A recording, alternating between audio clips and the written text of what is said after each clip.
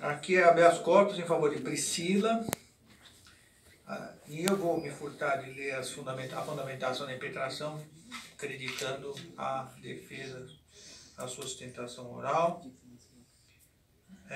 A defesa vai intimar providenciar juntadas as decisões, liminar indeferida, a autoridade prestou informações. A procuradoria é pela denegação da ordem. Em seu relatório, eu passo a palavra ao eminente advogado. Excelentíssimo senhor desembargador presidente André Nicaccialo, excelentíssimo desembargador Maurício Cato, excelentíssima senhora juíza federal Luíse Figueiras, douta procuradora Adriana, servidores, senhoras e senhores que estão aqui. É uma grande honra para nós, da Mansur e da Piscile, estarmos aqui. E, pelo que eu pude perceber, é encantador como a forma do direito é tratada aqui, como nós conseguimos ver que a justiça aqui realmente é encontrada, onde nós, advogados, somos realmente ouvidos. Eu me sinto honrada e agradeço imensamente por tudo isso. Quem dera a justiça fosse feita e levada tão a sério por nobres advogados e servidores, enfim, todos os envolvidos da justiça, porque a paixão que eu encontrei aqui é raro. Bom,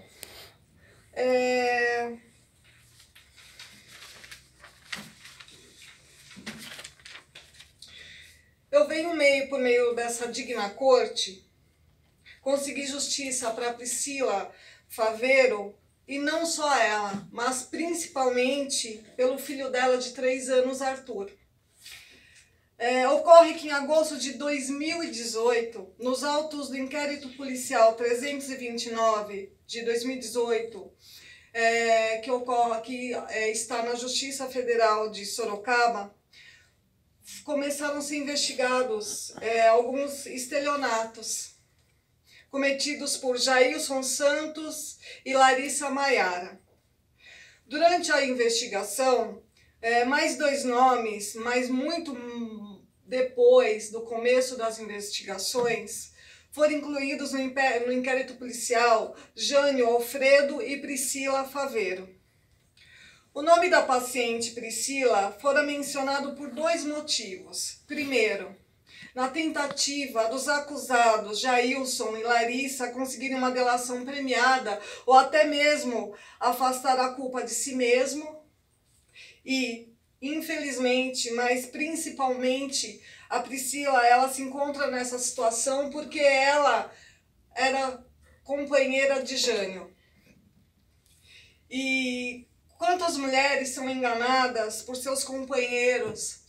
Desde o primeiro momento que elas os conhecem, são às vezes envolvidas em situações que muitas vezes elas não podem controlar. E no caso da Priscila, por ela estar na época com o Jânio, que está sendo acusado também, não é primário. Então ela, por estar nessa situação de família, tem um marido, companheiro, tem um filho, não quer dizer, porque ela estava com uma pessoa que realmente aparece várias vezes no inquérito policial, que a mesma tem culpa por tudo que está acontecendo. Às vezes a gente vê em vários julgados ou em várias situações fáticas que mulheres são envolvidas em delitos e acabam, de certa forma, sendo muito prejudicadas, não só pela sua liberdade e por todos os seus direitos cerceados, por se envolverem com as pessoas erradas. Quem somos nós? Eu, como advogada, não costumo julgar ninguém, mesmo porque não cabe a mim esse papel. E a minha única função aqui é provar, ou não é nem provar, porque aqui não é o caso de prova alguma, é só tentar revogar uma prisão preventiva que foi feita em desfavor de Priscila. E eu continuo. A Priscila, ela ficou sabendo que seu nome estava envolvido no inquérito policial quando a polícia começou a procurar a sua família. E outra coisa, o maior problema que ela teve também, e ela vem encontrando que até o presente momento ela não conseguiu se manifestar. E por incrível que pareça, hoje eu fiquei aqui o dia inteiro apreciando o trabalho de Vossas Excelências e todos os advogados que estavam aqui estavam falando de processos. Mas eu estou falando de um inquérito policial que ainda não teve final, que começou no ano de 2018, em agosto.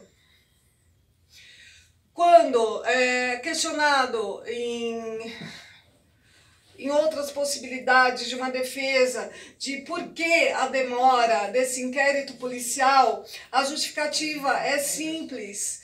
Eles alegam que o Jânio, ex-companheiro de Priscila, porque ela se afastou dele depois disso, e a Priscila estão foragidos. Então, já que eles estão foragidos, a Priscila não teve nenhum momento seus direitos preservados, ela não conseguiu vir até a autoridade policial pela forma que as coisas estão sendo conduzidas. E é por isso que eu estou aqui, para lutar pelos direitos da Priscila e principalmente do Arthur, porque ela não foi presa em flagrante, ela, na teoria, possivelmente existirá, sabe-se lá quando, uma denúncia de estelionato.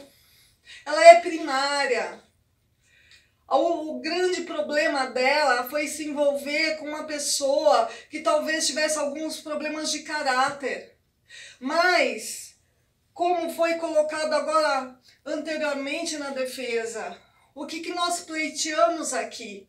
Nós pleiteamos que a prisão preventiva que foi dada no inquérito policial seja revogada. Ou, se não for revogada, nós pedimos pelo benefício da prisão domiciliar ou qualquer medida cautelar. A única coisa que a Priscila quer e que qualquer mãe no lugar dela faria era preservar o direito de pelo menos ficar perto do filho dela. Não existe amor maior que o amor de mãe. Uma mãe faz qualquer loucura para ficar perto dos seus filhos. O problema no caso em questão, Excelências, é que ela não pôde se manifestar até o presente momento. Se existe uma prisão preventiva, já faz mais de um ano que um inquérito policial continua.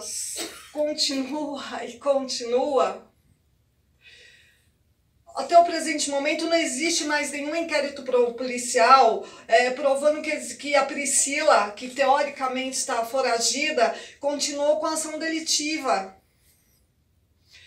Outra coisa, Excelências, dizem que que o inquérito policial está demorando por conta que eles estão foragidos. Mas, infelizmente, esse fato não condiz com a verdade. Esse inquérito policial não termina porque são precatórias e precatórias, e quando termina a precatória é mais precatória. E quando nós vamos à delegacia federal e perguntamos até quando isso vai, eles simplesmente falam: não sei, doutora. Vamos ver se o delegado da Polícia Federal lá de São Miguel, por exemplo, vai pedir mais alguma testemunha. Falando da Priscila, não tem nenhuma testemunha nesse inquérito policial que fale o nome dela. Só os próprios acusados, que existem várias provas contra, que é o Jailton e a Larissa, que apontam o nome dela. Como eu disse para Vossas Excelências, o maior mal dela foi se envolver com a pessoa errada. Se algum momento nesse inquérito policial o nome dela fora citado, talvez por ter comprado um chip de um celular, mas nada que justifique a ausência de uma mãe, ela não foi condenada. Não existe processo.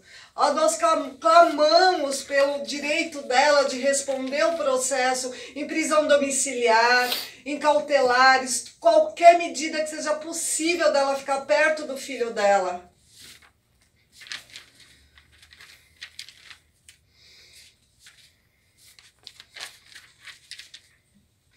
Falando do pequeno Arthur, no âmbito social, no âmbito psicológico, não dá para imaginar para uma criança ter o sentimento de uma mãe morta, porque é isso que vai acontecer com ele.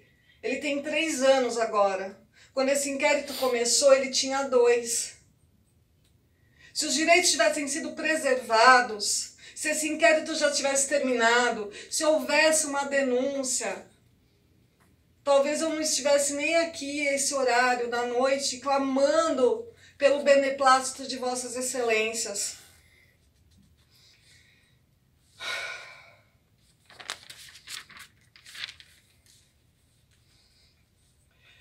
Por fim, eu quero fazer menção ao habeas corpus 143.641 do ministro Ricardo Lewandowski, que ele entende a garantia da prisão domiciliar para as presas preventivamente com crianças até 12 anos. Aí eu me pergunto, se todos nós somos iguais perante a lei, se aquelas pessoas do habeas corpus 143 coletivamente foram beneficiadas, é isso que eu clamo aqui também. O direito da Priscila ficar com o filho dela, enquanto existir um inquérito, enquanto existir um processo. Se futuramente houver uma condenação, mas uma condenação com um processo justo, com certeza ela vai ter que arcar com as consequências. Mas por enquanto ela não foi ouvida e todas as arbitrariedades continuam acontecendo. Então eu quero agradecer a atenção de vossas excelências e é isso que eu tinha para colocar. Parabenizo a ilustre professora pelas palavras. Eu já não tenho mais adjetivos, mas acho que a mensagem está dada e parabenizo a senhora. Lendo e relendo o parecer dado pelo Ministério Público de Segunda Instância, fico em dúvida com relação ao posicionamento adotado pelo meu colega, sobretudo porque o inquérito em tramitação se refere a crime que não foi cometido com violência ou grave ameaça. Priscila é mãe de uma criança de 3 anos, que há informação no parecer de que consta de que foi juntada a certidão de nascimento desta criança. Portanto, retifico o parecer apresentado pelo MPF e entendendo que, em caso, deve ser aplicado exatamente os termos do HC 143641, do HC coletivo 143641. É isso. Sem mais. Eu gostaria de cumprimentar a eminente advogada pela sustentação oral. Realmente uma manifestação que sensibiliza, que suscita no julgador uma inquietação. Mas eu vou pedir licença à eminente advogada e eu vou acompanhar a manifestação ministerial no sentido da denegação da ordem.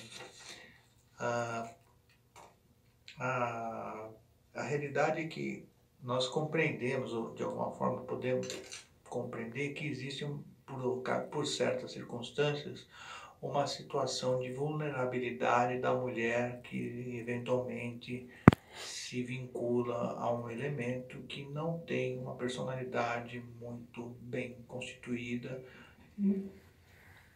De várias maneiras, a mulher acaba sendo uma vítima de uma situação.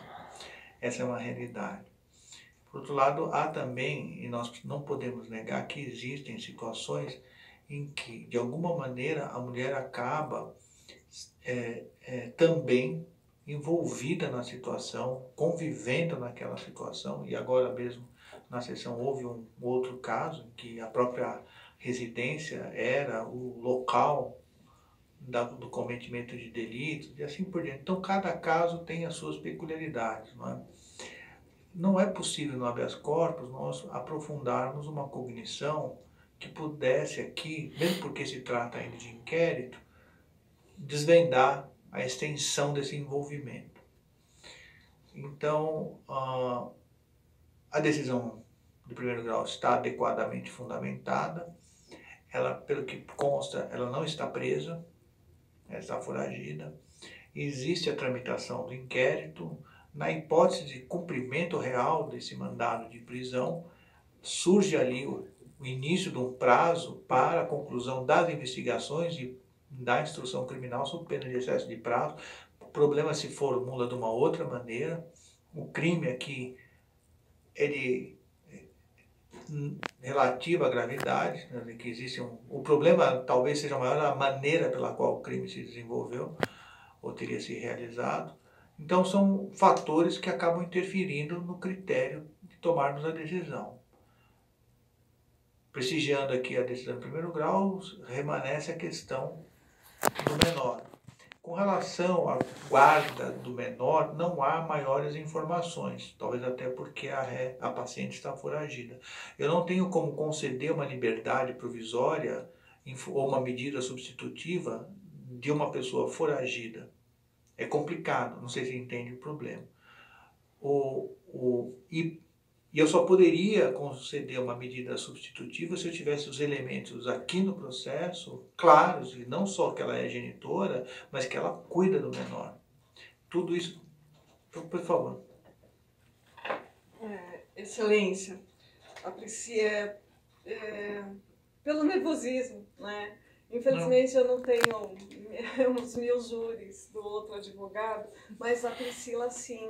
Eu gostaria de ter mostrado até as fotos dela, que foram enviadas para mim. Entendi. É ela que está cuidando do filho, sim. Por isso que ela não se entregou ainda. Entendi. Ela tem a fé que a gente consiga mudar o parecer. Exato, mas é bom nós nos conscientizarmos de que o Estado atua e se há boa-fé da parte, ela tem que se apresentar e esclarecer a situação dela. É assim que começa, não o contrário, entendeu? Então, eu pedindo todas as vênias para a eminente advogada, estou denegando a ordem. Como vota o desembargador Maurício Castro? Eu também tive exatamente essas mesmas preocupações e dúvidas de Vossa Excelência, mas também cheguei à conclusão semelhante, por isso eu acompanho. Eminente juíza federal. Eu também, senhor presidente, eu também fiquei bastante em dúvida nesse caso, mas o fato dela estar foragida realmente pesa contra ela aqui neste momento, né? Como Vossa Excelência bem colocou, seria o caso dela se apresentar e depois alegar essas questões. Exatamente. E o inquérito se conclui de alguma maneira. Sim. Então, inclusive, na própria audiência de custódia, a eminente advogada vai poder sustentar tudo isso, que muito bem sustentou aqui, cumprimento a Vossa Senhoria pela sua sustentação oral. E mesmo na audiência de custódia ela já pode colocar tudo isso, mas com esse problema de estar foragida, realmente fica incompatível com a questão da necessidade de assegurar a aplicação da lei penal, a própria instrução. Então, realmente não há como. Eu vou acompanhar. a unanimidade, a turma denegou a ordem. Uma boa noite à eminente advogada.